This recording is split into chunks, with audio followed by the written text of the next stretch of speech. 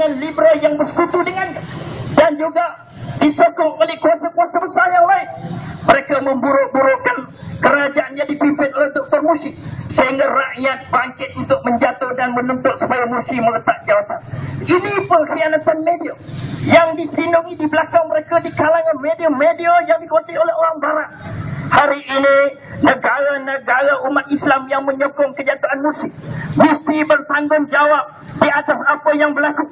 Di antaranya Arab Saudi, di antaranya kerajaan Kuwait, di antaranya kerajaan Qatar dan Amerika Syarikat yang mempersetujui dan beri bantuan kepada tentera untuk menjatuhkan kerajaan Mursi yang dipilih oleh rakyat. Tuan-tuan dikasih sekalian, apa yang mendukakan kita pada hari ini? Walaupun seluruh rakyat Malaysia berhimpun pada hari ini di seluruh negara kita untuk menyatakan sokongan, kita tidak melihat sikap negara-negara umat Islam. OIC masih tidak bersidang secara terbentak yang mewakili lebih 50 buah negara umat Islam. Liga Arab tidak bersidang sampai hari ini. Dan negara kita Malaysia masih lagi teragak-agak membuat pendirian di atas sikap tidak mahu campur tangan al-ikhwan negara luar. Mesir, negara umat Islam, majoriti 90% umat Islam, itu saudara kamu. Itu saudara kamu. Kenapa kerajaan Malaysia tidak mengubah sikap dan tidak menunjukkan sikap sokongan secara terbuka yang pernah dibuat oleh kerajaan Turki, Perdana Menteri Turki Erdogan, yang menyatakan sokongan dan bantuan yang akan diberikan kepada kerajaan Mursi yang dijatuhkan secara zalim?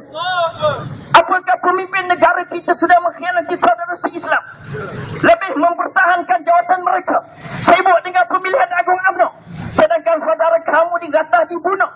Tak kalah sedikit bantuan pun kamu tak boleh sampaikan kepada saudara kita. Ini persoalan yang kita berhimpun pada hari ini. Dan kita tuntut kerajaan negeri Melaka begitu juga. Tunjukkan sikap, desak kerajaan kamu di peringkat pusat supaya mereka tunjukkan sikap sokongan secara terbuka. Apa yang kamu takut dengan Asisi? Apa yang kamu takut dengan pernyataan kamu kalau menyokong Dr. Mursi? Kamu takut dengan Israel? Kamu takut dengan Amerika? Jangan dapat kerajaan tetapi bersikap dayus kepada bangsa sendiri, kepada rakan se-Islam sendiri. Ini kerajaan yang kita nak. Mereka boleh bela rakyat, boleh bela saudara kita se-Islam di mana sekalipun. Innamal mu'minuna ikhwah. Inilah artinya umat Islam hidup bersaudara. Kalau mereka bertemu sehingga lebih daripada 1 bulan, tidak ada dalam sejarah dunia orang sanggup berhimpun berdemonstrasi lebih daripada sebulan. Rakyat Mesir membuktikan, tuan-tuan dan puan-puan dikasih sekalian. Jadi justru itu, marilah kita mengembalik tenaga tanpa mengira pahaman politik dan latar belakang NGO dan sebagainya. Sokongan perlu diberikan. Tuan-tuan balik setiap kali sembahyang mesti berdoa. Dan kalau sekiranya selepas ini pihak NGO ataupun parti politik yang melancarkan pungutan sumbangan derma dan sebagainya, tuan-tuan kena sambut di samping doa-doa yang kita hulurkan kepada mereka. Ini tanda simpati kita kepada mereka.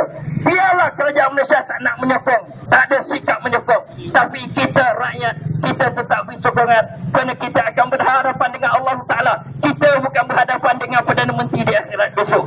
Hidup, hidup, hidup, hidup, hidup ikhwan, hidup ikhwan, hidup, hidup, hidup, hidup, hidup Mursi, hidup Mursi, hidup, hidup, hidup, hidup rakyat Mesir, rakyat Mesir, hancur, hancur, hancur, hancur, hancur Sisi, hancur Sisi, hancur, hancur, hancur, hancur, hancur Mesir.